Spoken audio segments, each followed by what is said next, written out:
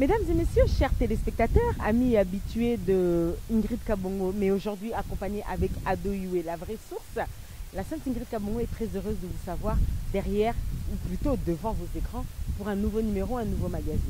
Aujourd'hui, nous sommes venus pour répondre présent à une invitation pour une conférence des mamans 9-4, 12 patronats. Elles se sont toutes assemblées aujourd'hui pour nous parler et nous demander d'apporter des fonds, de parler à vous, les Congolais vivant ici, à vous, les personnes qui en avaient marre d'envoyer 50, 100 dollars à chaque fin du mois, à vous qui en avez marre de trouver toujours les malades à la même période à partir du 26 jusqu'au 2 du mois suivant. Et aujourd'hui, elles se sont dit, on doit aider ce peuple. Elles font déjà des actions, elles ont l'habitude de faire des actions, mais je pense qu'elles se sont dit, si on mêle la presse, si on mène Congo Web Télévision, si on mène B1 Télévision, si on mène toutes ces chaînes pour pouvoir sensibiliser notre peuple, sans doute ça aura plus d'impact. La Sainte Ingrid Kabongo, bien évidemment, n'était pas seule, et au contraire, elle était accompagnée de Ado Yue, la vraie source. Je pense que c'est à lui de prendre le micro.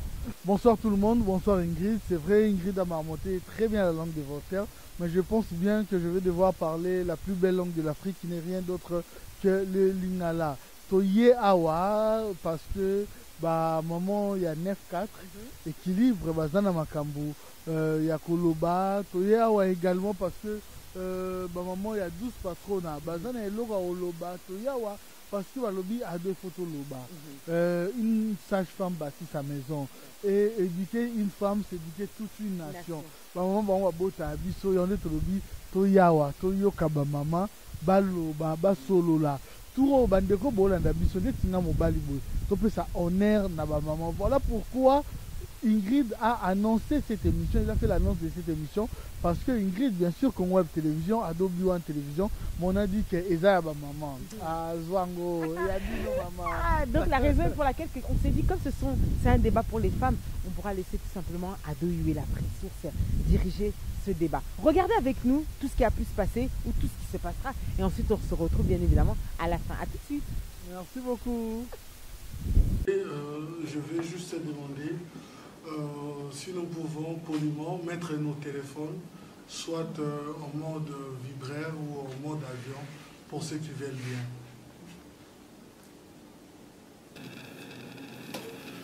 Bonsoir à tous. Bonsoir. Voilà, bienvenue dans cette conférence. Vous allez comprendre le but et l'objectif, pourquoi nous sommes réunis ici ce soir. L'association 9-4 Sans Frontières Équilibre, créée en 2011, c'était un certain 15 juillet, ils se sont dit parce que les enfants aujourd'hui sont l'avenir de demain, l'association Le Maman 9-4 ne se limite pas seulement à des actions ponctuelles. Il favorise l'accès à l'éducation.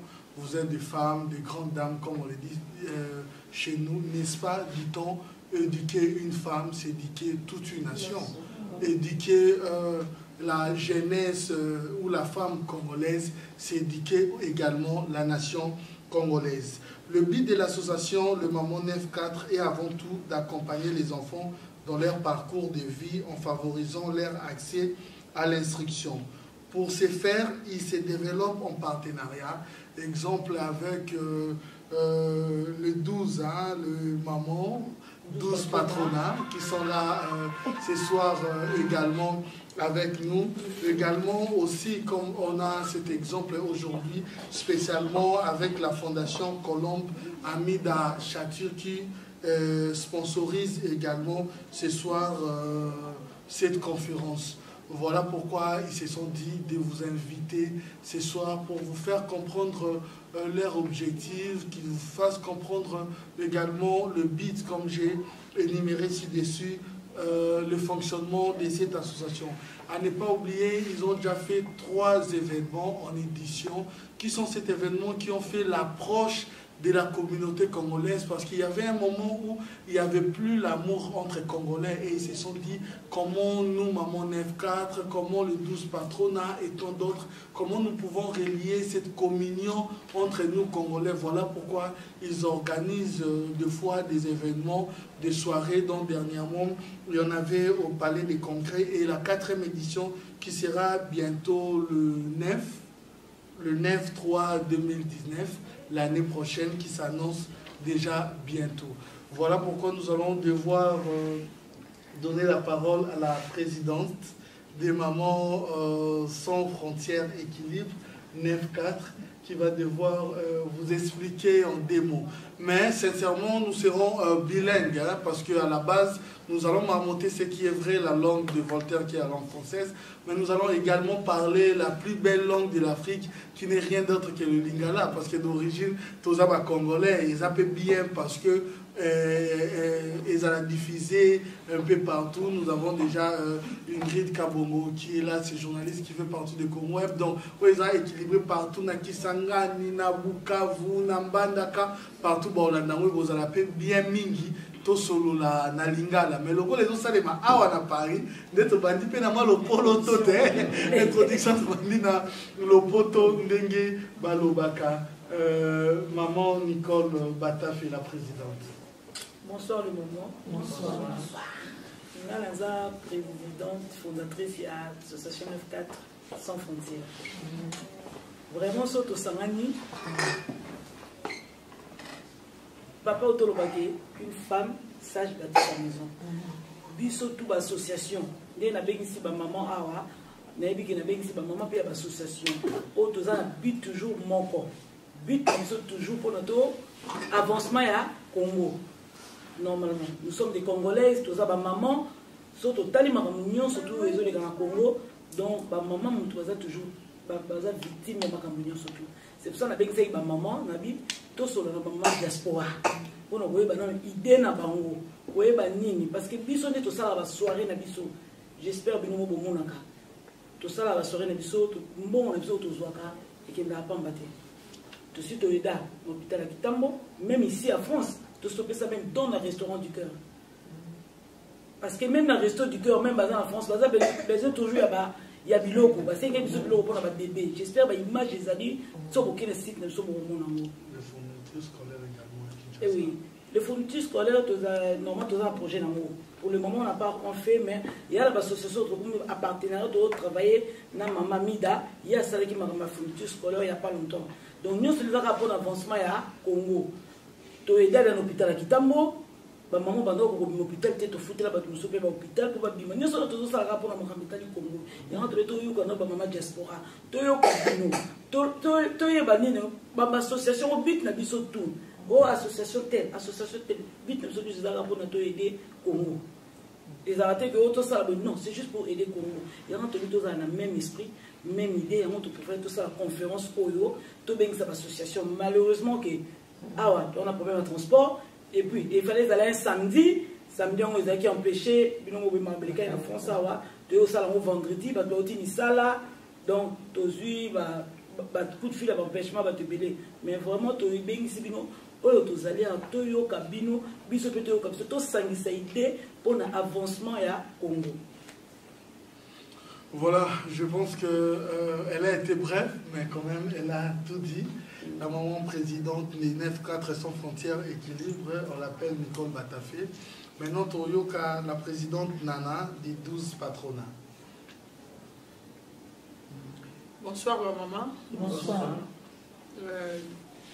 To so la kana lingala ndenge papa abiso adoyo alobi que to so la lingala parce que to me ko na ko se comprendre un peu mieux to sanga lelo awa parce que so to za ba maman diaspora na travaillaka mingi na association 9-4 équilibre so to za ba maman les 12 patronats to za na besoin peut-être to za na association belé baninga mususu baza na association usangani balobaka toujours l'union fait la force pona koka tokende to avancer na banza bato mususu bamona ba image na kenda par rapport à 9-4 na kenda on peut ça don na bandal na maman ba kufela eba na 5 na na sala ki don ana collaboration to na sala ki don mandaté par 9-4 le kola na za okena Kinshasa.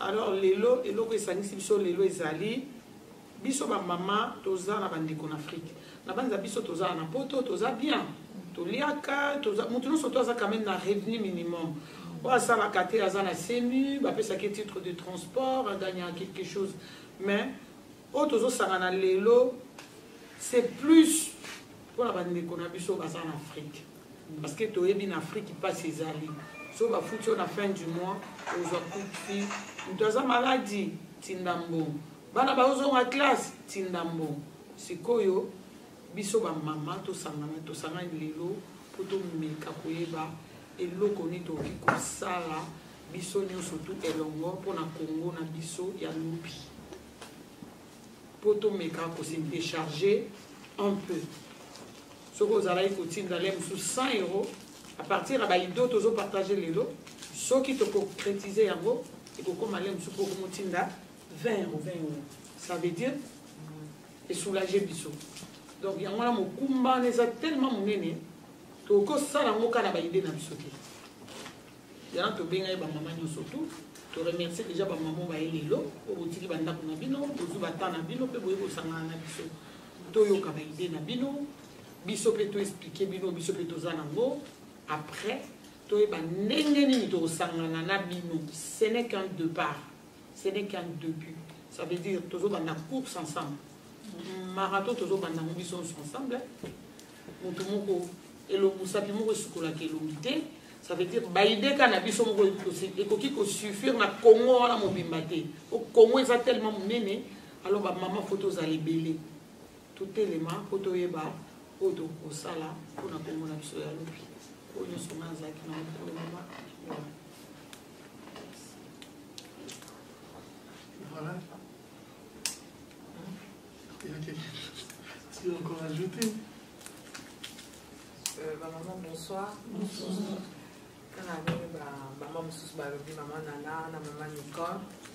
Tu te présentes également. Ah, je me présente. Ngai maman Moski. Nous avons fait partir dans le groupe de maman Oyo. Pour que je sois dans le jeu après l'avancement à Congo. Parce que la vie maman Balobi.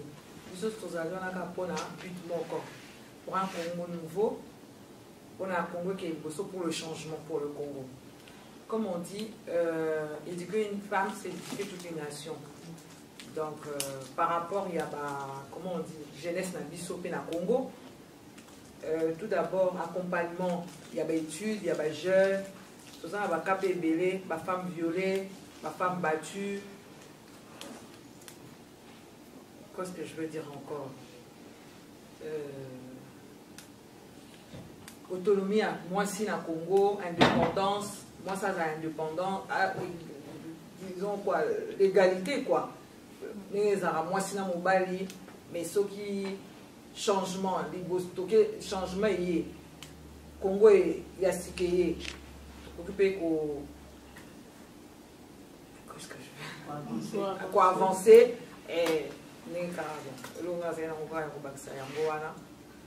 puis parcours intellectuel et jeune par rapport à l'étude na bango na hôtel Koluba to aider bango ba université beba ba classe les arasus malamuté tout le monde on a ba réseaux sociaux ba comment on dit ba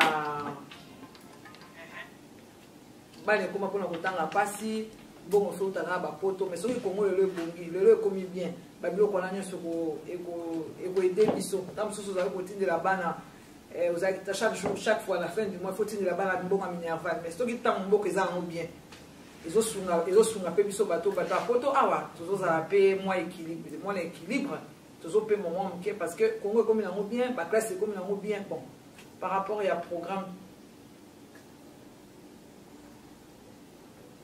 biso toza yango ne ba maman balobi. Ok. Voilà. Je pense que vous avez très bien compris. Dans tout ça, le maman se base toujours en ce qui concerne la femme en particulier. C'est vrai que même les hommes également, mais la femme, parce que vous savez qu'en République démocratique du Congo, il se passe des choses qui ne sont pas très bien pour l'image de la femme congolaise. Voilà pourquoi la femme se révolte, pas d'une manière barbare, mais d'une manière intellectuelle pour prouver aussi l'utilité de la femme dans la société congolaise et pour prouver aussi l'utilité de la femme parce qu'il y a plusieurs viols, il y a des massacres et c'est la femme congolaise où azo subir yango trop. Voilà pourquoi on dit maman baza pembeni awa c'est décidé qui va le vivre le solo lana bino. C'est vrai que on a pas moyen parce que pour organiser ma campagne c'est un peu à moyen non. Il y a aussi l'association Colombe Amida Chati qui n'est pas représentée ce soir, a préféré à aider Bandeko et que Babimisa Makanisi pour que tout soit moins solution. Parce que mon thème malamu na Makanisinde et Tongaka Mboka. Voilà, les débats Mboka. Mais dans la condition moko Makanisa malamu wana et ça peut accompagner la volonté à mon thème et à donc comme on le dit, c'est dans des petites choses qu'on peut reconnaître aussi une personne. Parce que si on n'arrive pas à accomplir et à faire de petites choses, à plus forte raison dans des grandes choses. Voilà pourquoi nous avons su comprendre si on a une série de questions. Tout n'a pas de l'écho, vous avez une suggestion, une idée à couper ça. Une idée, tout pas dans la mituna à Pessi Mutuna, mais on privilégie dans nos presse comme Ingrid Kabongo et Congo Web est là ce soir. On va privilégier en sorte que si elle a des questions à poser, Ingrid, on peut déjà passer aux séries de questions. Bonsoir à tous. Bonsoir. Alors, en tant que représentant, je vais peut-être me lever, ce sera plus simple. En tant que journaliste sur Congo Web Télévision, sur ma propre chaîne à moi aussi, il est souvent difficile, les questions que les premières personnes se posent. Je vais plus manier la langue de Molière quand je me retrouve en public. Il est plus facile, souvent la question que les gens se posent, c'est au niveau d'abord du financement. Les gens veulent bien aider, oui, pour une cause, comme vous dites, qui est pour celle de la femme, des enfants, pour l'éducation. Ma première question se portera d'abord. Comment se gère justement l'aspect financier pour savoir où doit-on déposer si on a quelque chose à donner, si on a ça peut être des choses matérielles, ça peut être de l'argent, ça peut être plein de choses, comment ça se passe pour l'acheminer jusqu'à vous, afin d'avoir un suivi aussi qui ira jusqu'à Kinshasa. Parce que quand quelqu'un sort son argent, il veut forcément savoir à la fin, place où il est. Donc ma première question, ce sera celle-là. Et puis la deuxième, c'est, pour moi, de ce qu'on nous a toujours appris, je préfère qu'on m'apprenne à pêcher plutôt qu'on me donne. Association, c'est bien. Est-ce qu'il ne serait pas mieux plutôt, comme il y a beaucoup de femmes qui sont réunies, de se poser la question, qu'est-ce qu'on peut faire à Kinshasa d'abord, peut-être, qui va produire de l'argent, qui va pousser ces dames à travailler et ensuite qui permettra que maintenant, elles n'aient plus besoin de nous et on se dirige vers une autre région. Les deux questions à moi, ce sera là. Ok. Merci beaucoup Ingrid Kabongo. On va expliquer un peu en déroulant, on va comprendre. Ingrid a tout niveau. Côté Makambo, Yambo, et c'est pas ça en déni. T'as un petit bâtiment, on a un petit peu. On te voit le bon, on a eu dans un aposa. Na pesa bino lokola 5 000 bosala action moko 5 000 anga kopesa mwe pa nani et ndenge nini na koyeba ke 5 000 oyo ya pesaki esalaki misala wana oyo esengelaki esala yango na oya mibala lobi boye nde baloba na monoko na biso lakisa ngai koloba mbisi kopesa nga mikolo nyonso mbisi na lia c'est bien de bosala l'association mais likanisi nini mpe bokozala nango na Congo o bokokreaka mpe mwa eloko moko boye etournaka de manière ke baye yango oleke boyaka kaka bopesi ye lelo bozongi lobi mais bosali eloko moko beke permettre soit na instruction moko boye ayekoli eloko moko ye bandi kose débrouiller to bino moko bocreye eloko moko ezosala ke tourner pour ke bango mpe basalaka base débrouillaka mpe bango moko. Donc c'était ça la question d'Ingrid. Voilà, je ne sais pas, on va commencer par qui. On va répondre pour la deuxième question. Pour le projet Nabiso, un jour, sauf une bonne économie. Dans Congo, il faut créer toujours emploi, pour tout le monde passer. On peut faire une maison de retraite, par exemple. L'idée, au vraiment, tous en ont plus, pour créer une maison orphelinat. Déjà, tant qu'on a une maison de retraite, on a besoin de gouvernante. Déjà, de créer emploi. Tous a besoin de travailler,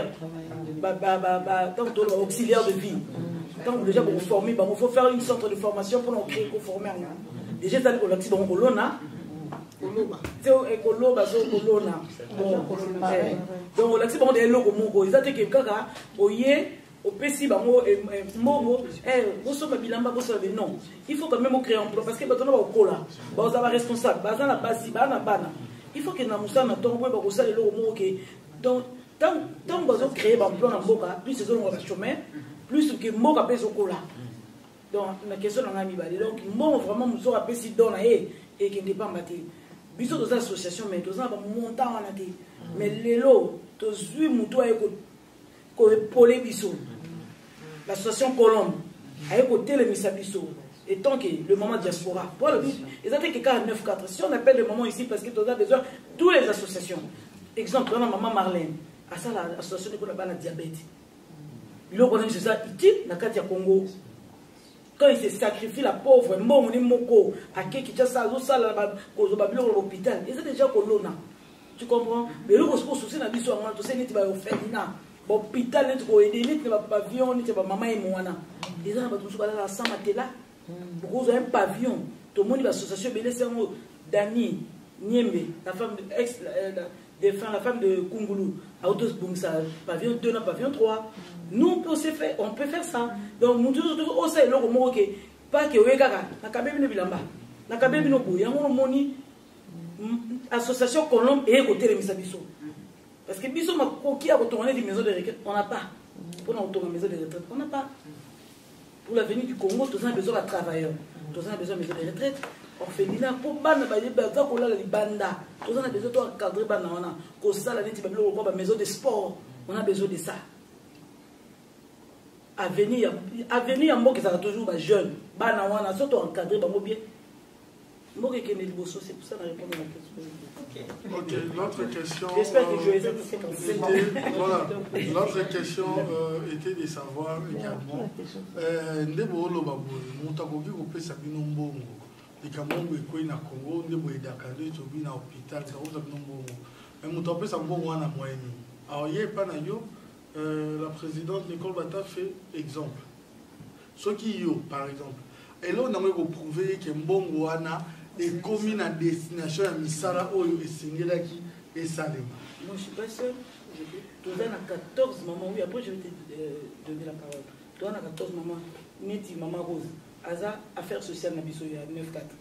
Donc, on ne jamais mon outil là-dedans. Nous avons en privé, non. Ça ne se passe pas comme ça. Il faut vous devant tous les membres. Tout ça, on compte dans la banque. Si c'est par virement, c'est clair. Parce que tu dois quand même en France. L'association est agréée. Je ne crois pas qu'il y ait 6 millions de mandat. Il faut toujours par virement. Il faut prouver un bon moyen. Donc, ceux qui m'ont aidé à aider Bissot pour tout ça, l'avancement. Le lot, tout ça, maman, l'association, il y a Colombe, maman Mida. Sur le lot, il y a son Bissot. Fondation Colombe. Tu reçois devant tout le monde, devant l'association, et là, vous avez des bino pour contacter Piso, pour contacter maman diaspora, to yoka bango, to solo la bango, parce que maman n'est pas là. Tout le monde pleure. Nous tout le monde a dit que Tinda non. Dans la famille, ils ont passé, il faut créer un emploi. Ils ont que tout le temps Tinda raté. Sauf que ça, bon, et salami. Et ils ont bien pour l'avancement au Congo. Maman n'a pas répondre à la question.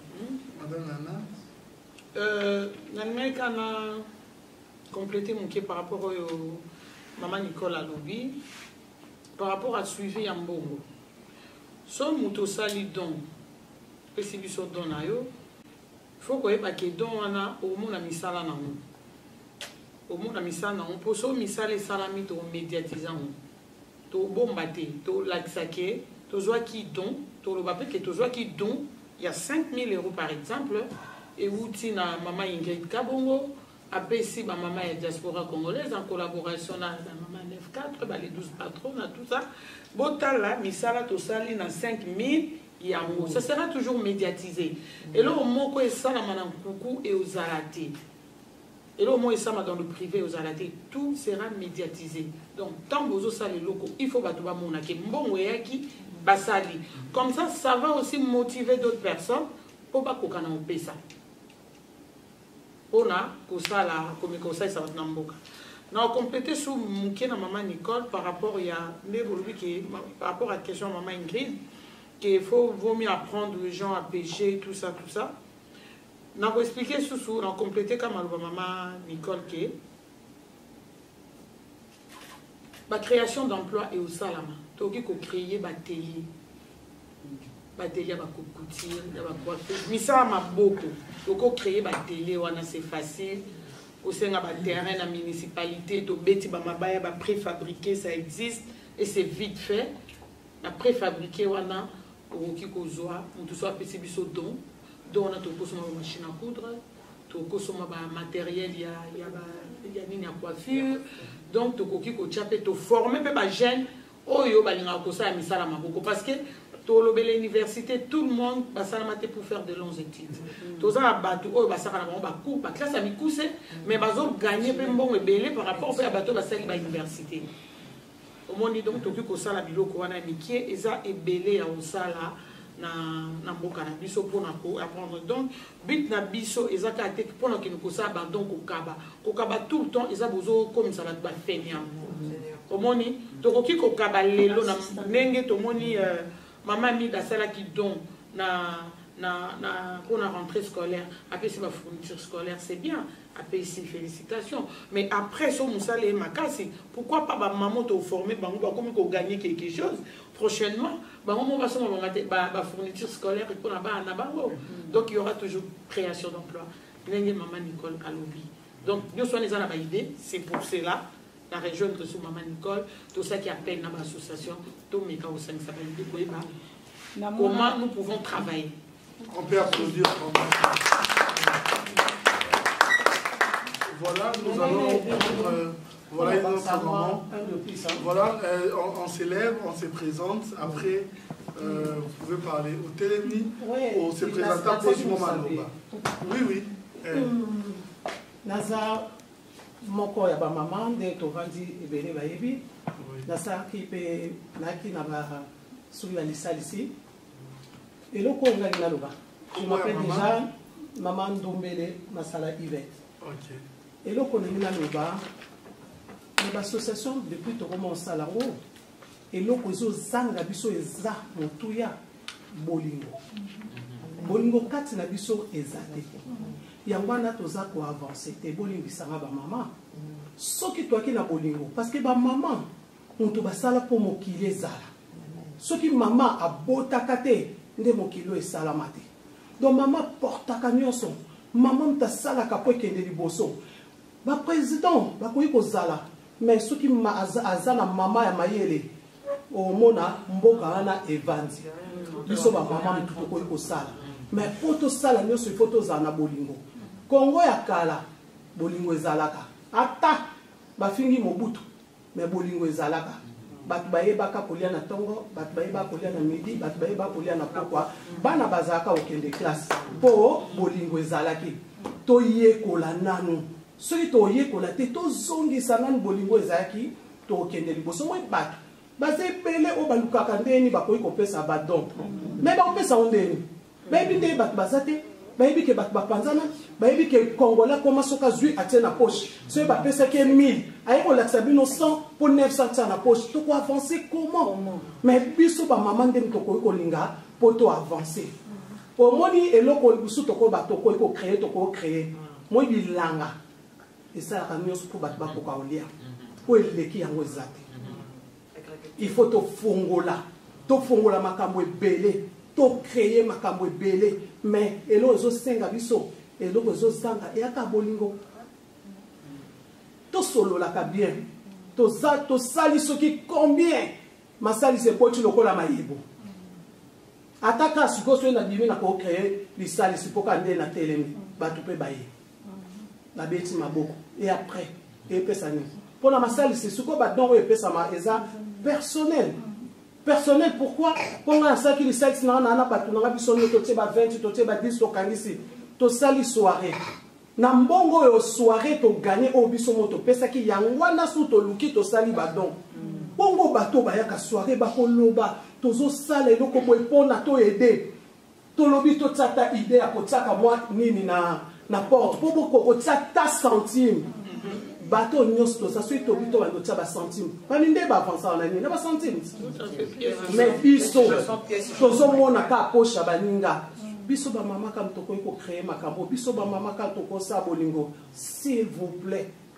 Nga personnellement et ça vraiment kobetanga moto Congo na évité ceux qui n'ont pas fait nazaka moi muke nazalo bana aux missionnaires oyebi na sambela na metzali les équipes pour na kokende kobeta ba porte à porte pour aider ceux qui n'ont pas fait vraiment dans ça mais au salon ondeni ba porte bazoka ceux qui t'ont révolté ceux qui changement exacté même si tu lobby il faut un changement pour que la décision. Donc le changement na Congo faut écouter. Amen. Amen. Nous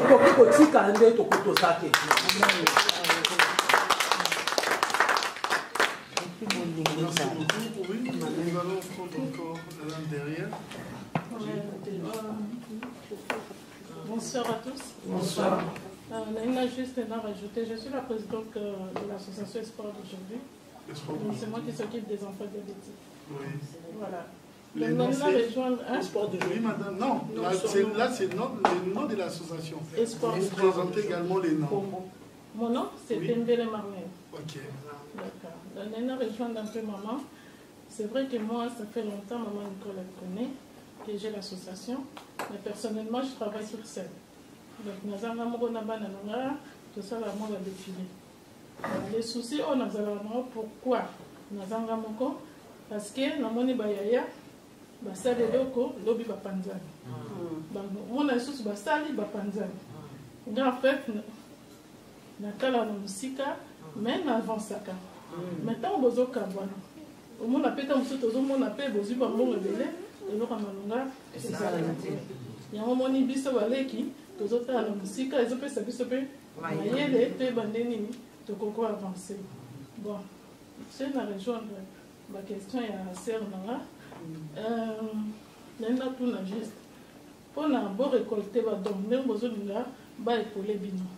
Besoin fonctionner, est-ce que besoin ça demande d'adhérents bénévoles ou besoin c'est un dossier de subvention ou bien c'est comment? Parce que nous sommes là, il faut être clair.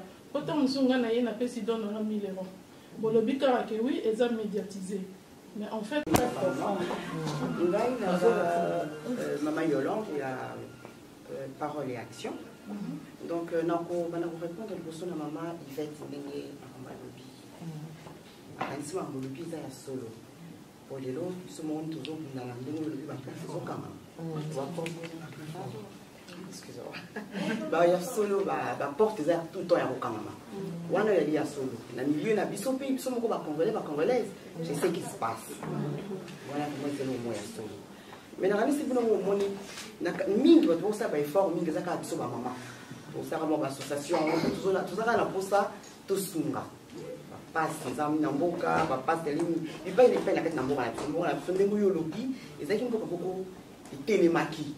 Attends, le tennis président, la personne qui a le président Mobutu. Tu es bien au thé, pas ce toi dans les lots, il y a Banzala, il y a votre coup, il faut la tout ça, il faut la soso. N'a pas hôpitaux, maman n'y compte pas à l'obaki, votre bazola la scène, n'a pas hôpitaux, tu es pas en outil. Ils arabent été.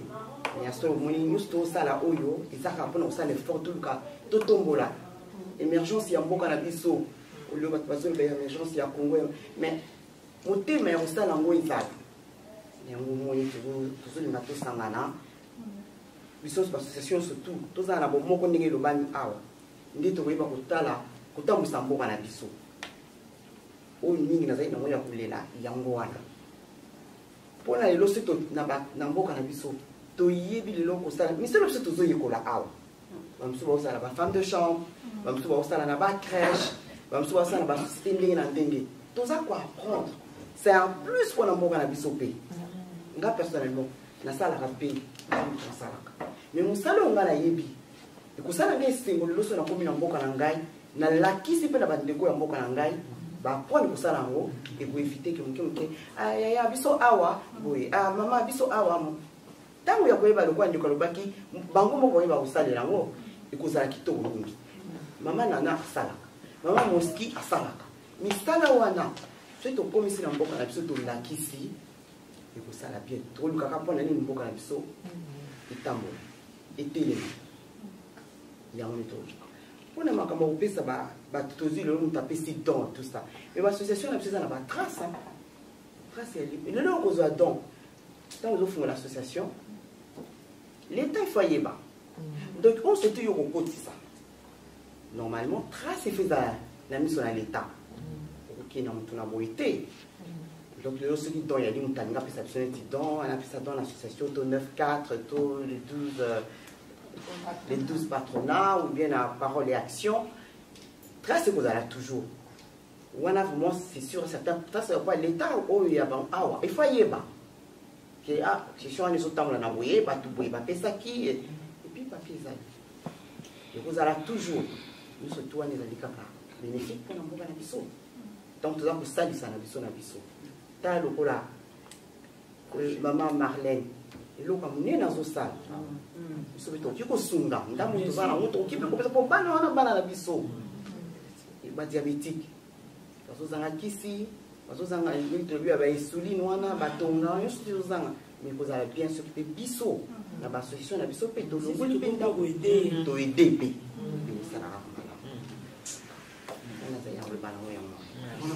Attends, un autre point où je vais beaucoup répondre Kokabwana, je vais aussi ça un point Kokabwana.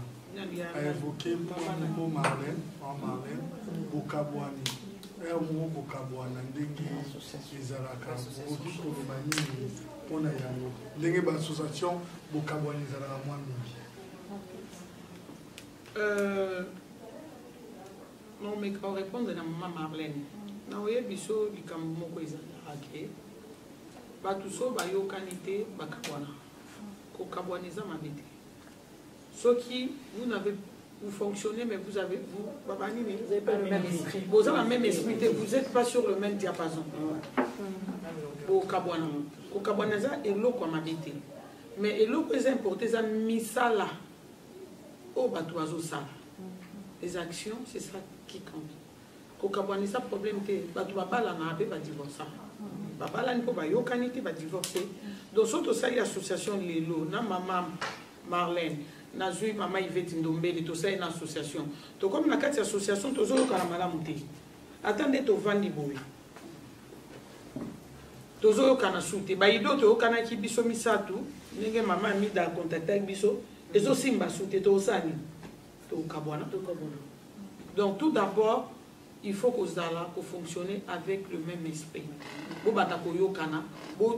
Donc, c'est là que nous continuons à faire sous côté mentalité, côté mamobélé. Mais tous on a pour nous avoir ceux qui même l'amitié, ceux en camarade, vous autres pour le monde que vous avez bien noté. Nous avons une là mais et pour ça, misa na binoté.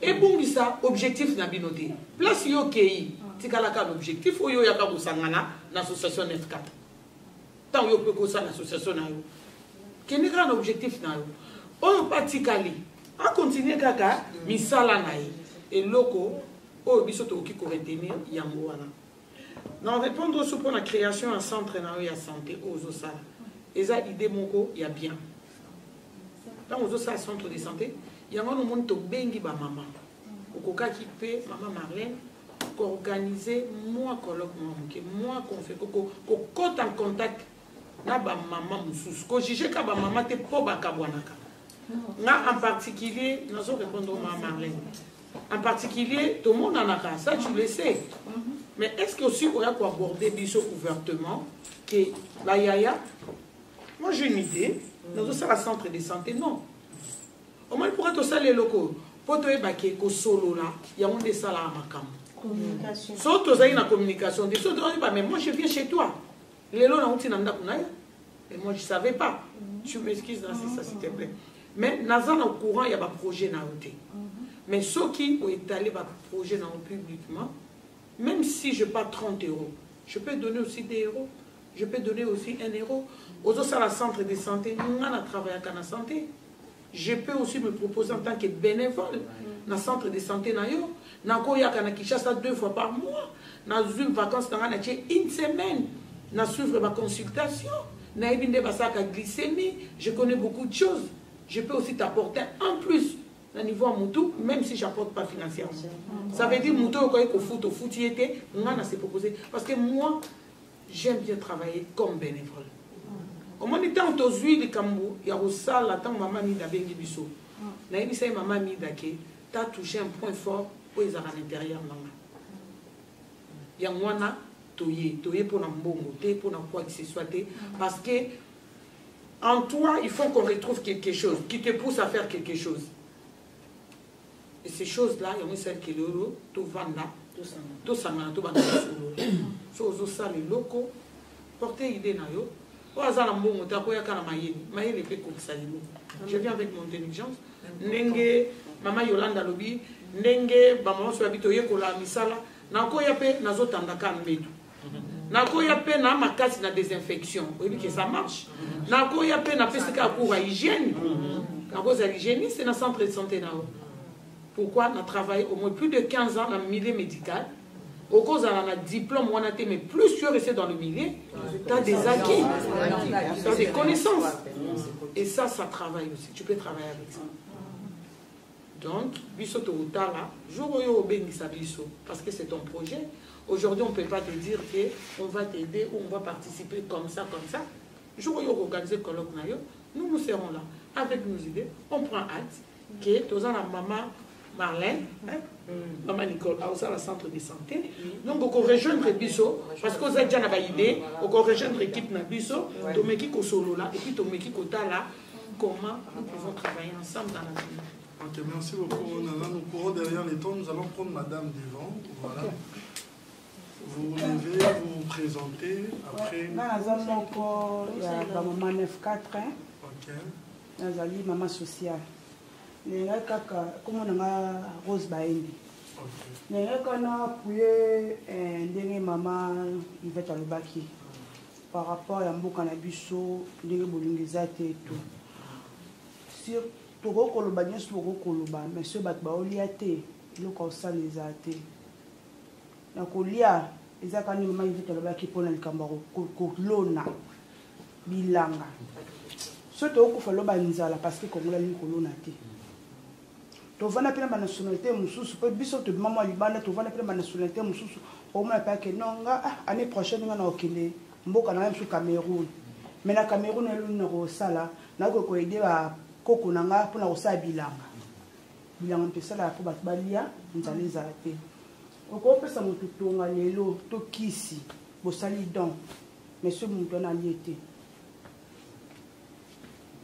Congolais na foko sukola Congolais na mutu ya koyeba kolona Congolais linka makamba mini afana bibosolo bivandi belo Congolais yangwana Congolais msomona adonde ale kaem sine émission ngape funa za kola e epesa mela oti amen epesa mela oti kana na lobaka yangwana nzambe ya pakona belo. Merci beaucoup.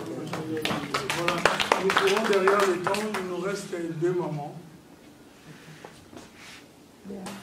Ok, voilà, il y a personne, ça va? Ça va, vous êtes sûr? Trop sûr même. Voilà, c'est vrai, nous avons retenu ce que j'ai aimé dans tout, les alliés parmi Babiloko et les autres concernés, maman ou Bafandi Awa, les alliés qui bit Yako Solo là. Maman peut binisi oyo baza na kati na wo tokomi na suka metro kabonate na ba ebandero ba lobby parce que c'est pas un débat, ils ont juste une conférence tous ba idée ba on peut ba répondre pe na o esali que ba zala wana na o esali parce que pour na kozala boende na zoloba esenga ki ba moyen esenga ki ba makambo boy ba on peut ba kenda ki pe na fondation Colombe Amida Chatinde aider bango pour que tu organises le loco. On assure maman présidente, tout maman il y a 9-4 sans frontières équilibre.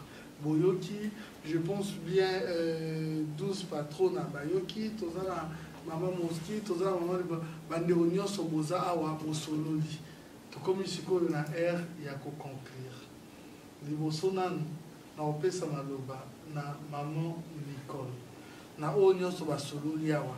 Les autres revenir kaka na makambo ya bino. na enda bosala na mususu bosala te. Pour conclure.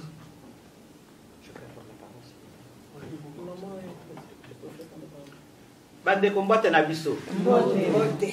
Naza tellement nesengo makasi na ndenge na moni présence na bino awa.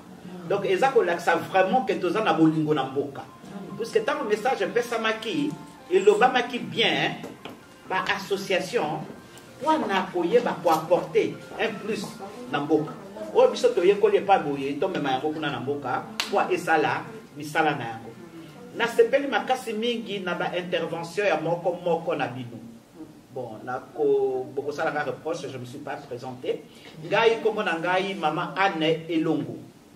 Mingi ba mona ngai po na lobaka mingi na ba Facebook na ba réseaux sociaux mingi ba mona ngai.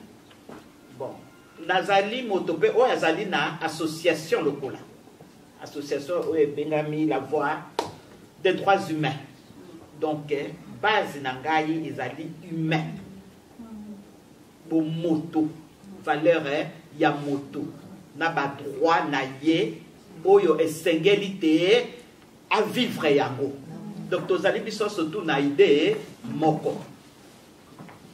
Na moni ndenge bino bolobi abona retenir. Et loko ya liboso oyo na singité ensemble ya l'association de tozali awaboye comprenez sengeli na biso to prôner unité parce que sans unité on ne peut parvenir à rien du tout qu'on le veuille ou pas. Yami balé et sengeli na biso kolongola ba ego na biso ezali lisanga moto azali likolo na moninga azakate. Mais toujours est-il que na katia et si ko bato basangani il faut quand même moi ordre des ala parce que ce qui ordre ezalité et kozala désordre. Mais oyo bazali ko diriger bazu chance wana et sengeli ke baoyo bazali ko landa bazala na esprit à concurrence té parce que wana e bobaka makambo na mboka na biso nyoso tutolobi awa boye eza mabete eza kitoko mingi penza na sepeli nango pe na recevoir beaucoup mais po te toko kakotia yango na ba misala ekoma coactionner esengeli alternance esalema na mboka soki alternance ezalité ba oyo bakoki kotambusa biso tokozala tango surtout kwasi. Parce que je peux permettre, je peux seulement simplement voir mon cœur. Au sommet, moi, voiture, na mon cœur à bouiller.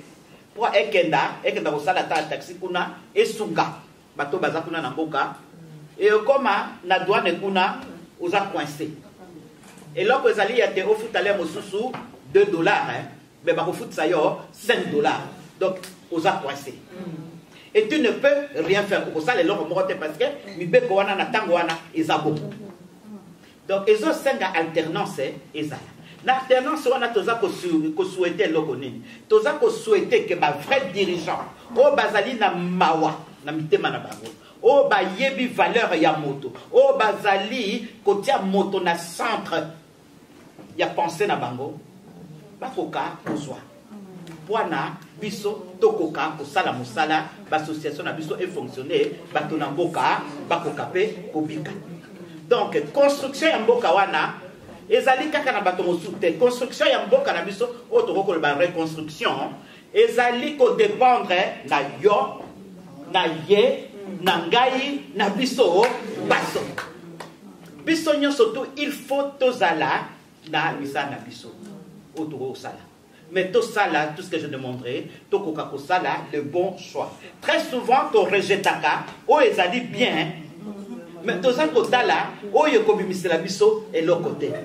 Yangwana esengeli tout ça là, na mayele wana. Naza ko féliciter tellement maman Amida Kamere pour na ba initiative ya zanango. Azanango, azana bolingo o ya botamina yango. Azana bolingo po na ekolo wana. Po na ba semblable na ye o azali moto o nzambe akeliye. Lokola akeli pe ye moko. Na yango ami pesi pour que kosala mosala atali te non nakoki kosala nga moko te bamama oyo bazali na poto awa na diaspora bamama wana baza na bavaleur mingi bamama wana baza na baexpérience mingi bamama wana bavivre bamakambo mingi oyo ekoki kozala rentable mpona mboka na biso nakoki kokontinue kosala mosala nanga moko te esengeli na associe bango to travailler na ki partenariat po te mboka ekenda moto moko akosala mosala esengeli nini lisanga na kati ya lisanga tokobimisa makambo ya minene nayokaka nde mawa mingi po mosala oyo mama wana aza na yango na esprit mais beaucoup de personnes baza kotala ye na angle wana te c'est pour cela que naza kosenga na bino oyo bozali awa na remarke ke boza bato ya mayele na remarke ke bozali badame moko bien posé bato moko bazali réfléchi ozomona e na bonzambe na kati na bino oyo nga na remarke na ndenge nga na moneli bino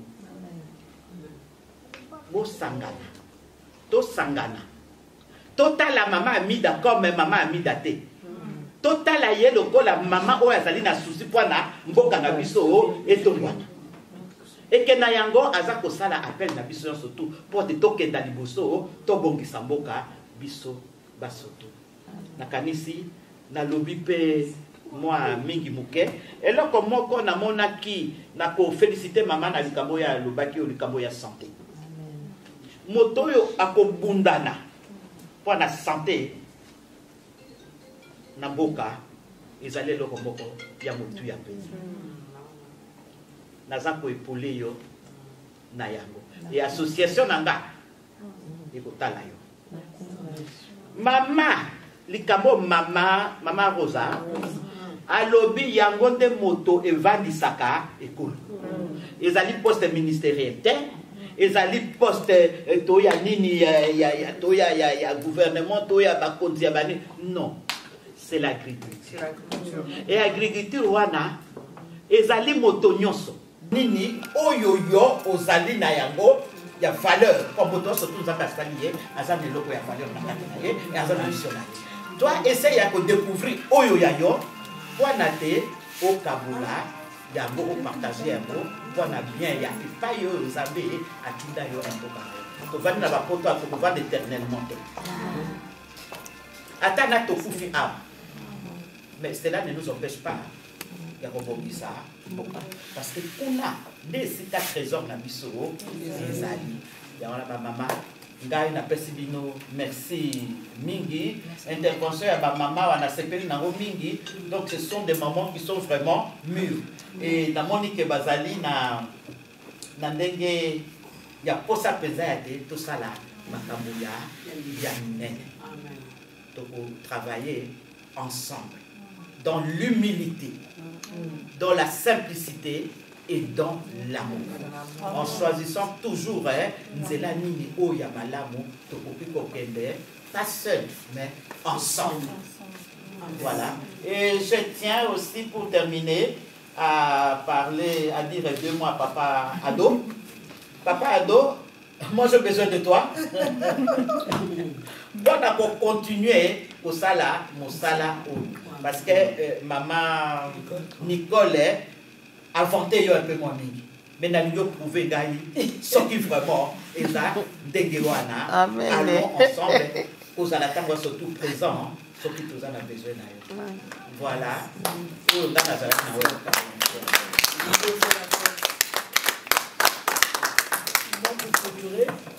Merci. Papa, c'est un ultimatum. Ah,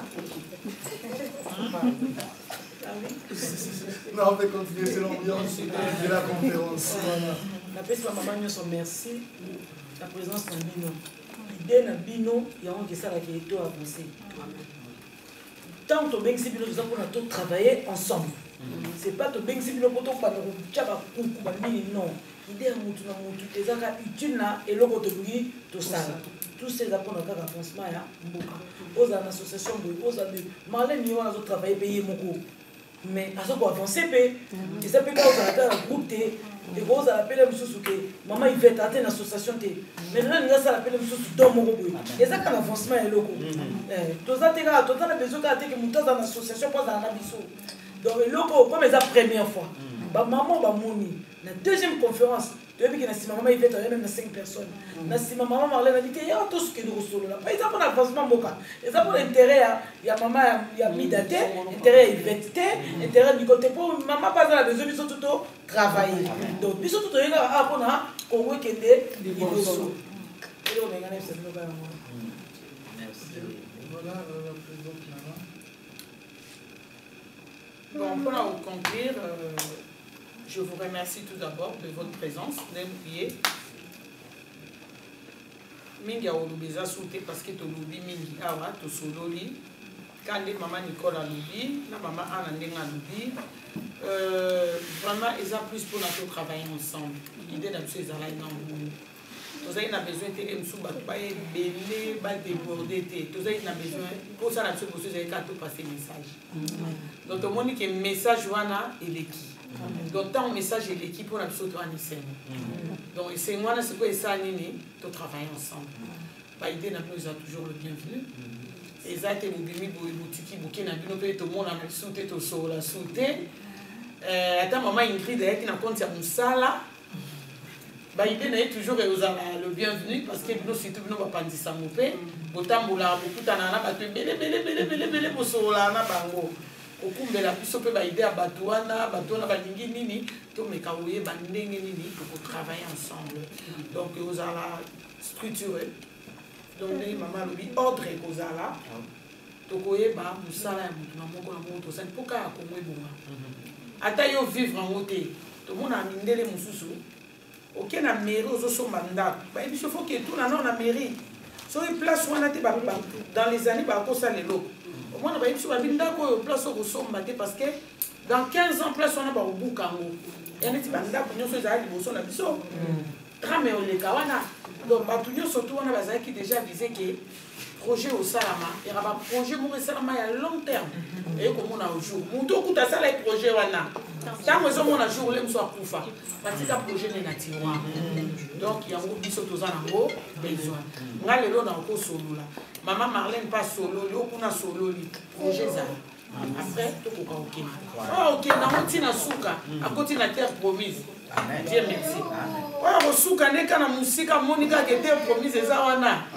mais idée na ye ayebaki kokofa te idée na ye ekokenda kaka liboso donc idée na ye bato bakotiaka mo toujours en pratique alors mpona kotiango en pratique toye ndenge mama alobi mpona komakisa motu te mpona kokumisa motu te mais quand même fo bozala na motu ozokumba bino motu azodirige bino fo bokoka kokende boperce na biso moto ofungola banzela te na kongo to se voiler la face te na yebi yango te ozala na idée nokitika na njili nga na ye non ata mama Marlène fois kebeta porte boko onauka ministre ya santé naluka nyonso tu fozwa bavale ofungola mais so toja deja na mutu mo aza likolo oyo kotambola mingi te bon Marlène ya ton dossier ça passe là babeti caché même en poto ça fonctionne comme ça voilà comme ça ça fonctionne comme ça babeti caché centre de santé Monijo et so mama midazate tozana ba dossier na so tozwa 10 ans pour peut-être donc toza na mutu oyo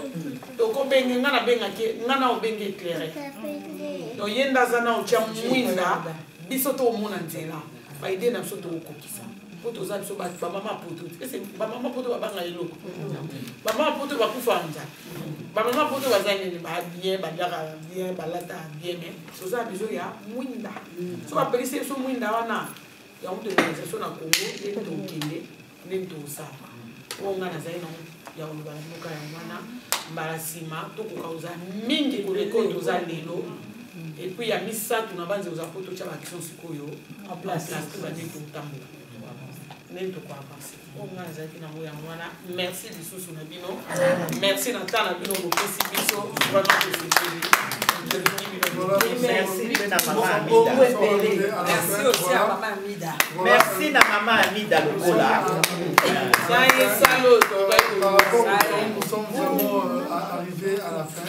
Pour conclure déjà, nous sommes Moi, la Ngolo, merci parce que nous sommes arrivés à la fin. Voilà. Nous disons un grand merci à Congo Web Télévision parce que sachant que ces images seront diffusées sur Congo Web Télévision qui est représentée également ici par Ingrid Kabongo. Et là, je vois directement le président Chabani Record. Également, merci également à B1 Télévision, là où je suis plus précisément. Merci également parce que ces images, vous allez le suivre à travers B1 Télévision. Merci beaucoup, vous étiez nombreux, merci beaucoup au nom de l'association OYO. Nous vous disons merci d'avoir répondu. C'était Adoyu qui a agrémenté cette conférence. Merci également, Maître Kawana Boete. Nous avons prévu quelque chose. Vous allez siroter un petit coca, jus, prendre le verre de champagne juste pour tout Kawana Boete. Ceux qui ont des cartes, on peut en profiter. Pour tout Kawana Boete, carte, on peut faire des selfies pour montrer réellement que l'ambiance et la communion étaient parfaites. On vous dit un grand merci. Voilà mes chers téléspectateurs, je pense que vous avez suivi avec nous, avec beaucoup d'attention, cette émission.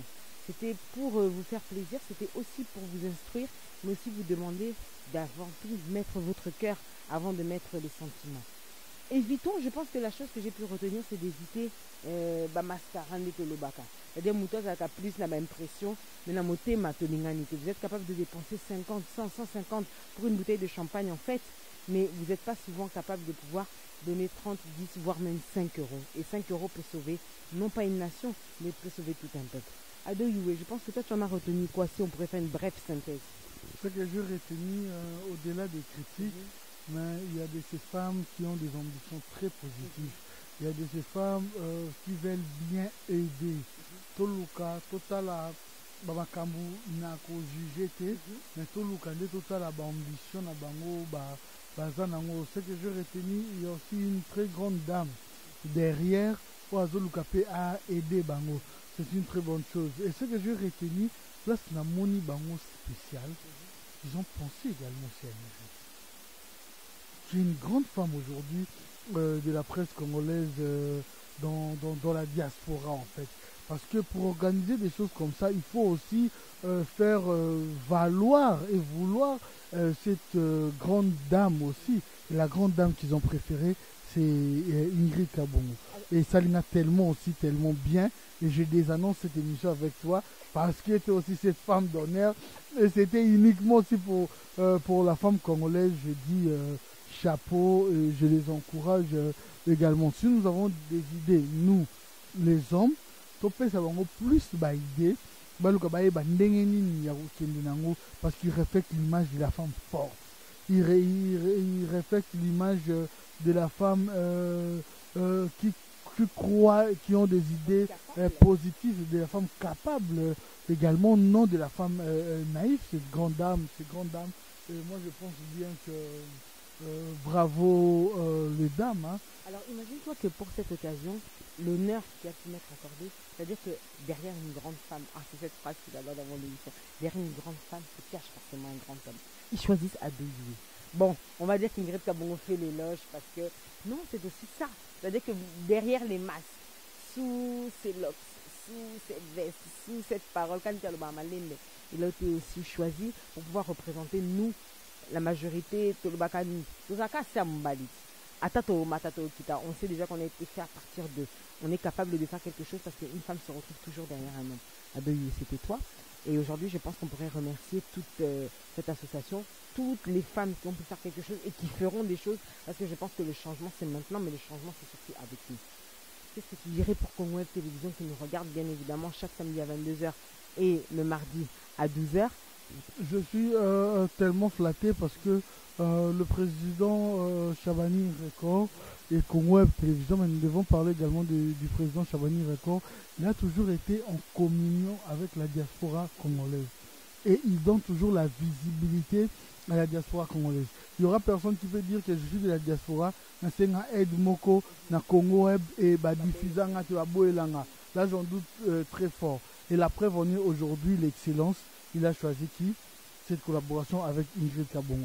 Ça prouve déjà. Et je pense déjà, le fait déjà de diffuser cette image, déjà qu'on l'axe encore communion qu'il a envers la grande diaspora congolaise, et c'est celui qui a toujours eu l'idée de la femme congolaise, de la jeunesse congolaise aussi, et de l'intellectualisme du média de la femme congolaise qui a longtemps été exploitée par les autres, mais lui l'exploite d'une manière positive pour que cette grande dame fait sortir ses valeurs. Je l'encourage et le dis encore une fois. Merci, Président. Okay.